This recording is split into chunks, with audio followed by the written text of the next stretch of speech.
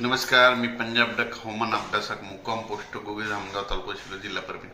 आता जवळपास 18 मार्च पर्यंत हवामान कोरडं राहणार आहे, अंशतः ढगाळ राहणार आहे म्हणून हा अंदाज लक्षात द्यायचा. पण सर्व शेतकऱ्याला सांगू इच्छितो की विदर्भ म्हणजे पूर्व विदर्भ आणि पश्चिम विदर्भातल्या शेतकऱ्याला सांगतो की तुम्ही काय करा, 18 मार्च पर्यंत तुमचं गहू, हरभरा आणि कांदा असेल तर कांदा देखील काढून घ्या. ज्यांची हळद वाळू घातली असेल तर तुम्ही काय करा, 18 तारखेच्या आत तुम्ही तुमची हळद पूर्व विदर्भ आणि पश्चिम विदर्भातल्या शेतकऱ्यांनी झाकून ठेवायची तयारी ठेवायची किंवा काढून व्यवस्थित ठेवा. कारण की 18 मार्च नंतर 19 मार्च दरम्यान पूर्व विदर्भ आणि पश्चिम विदर्भामध्ये एक अवकाळी पाऊस येणार आहे म्हणून हा अंदाज लक्षात येतात.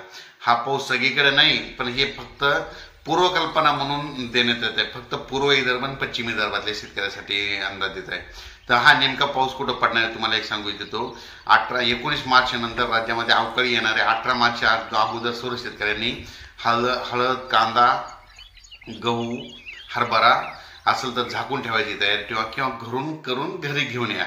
नसतं ज्यांची ज्वारी काढणं चालू असेल त्याने कडवा देखील आपण आपली वळी लावून ठेवा.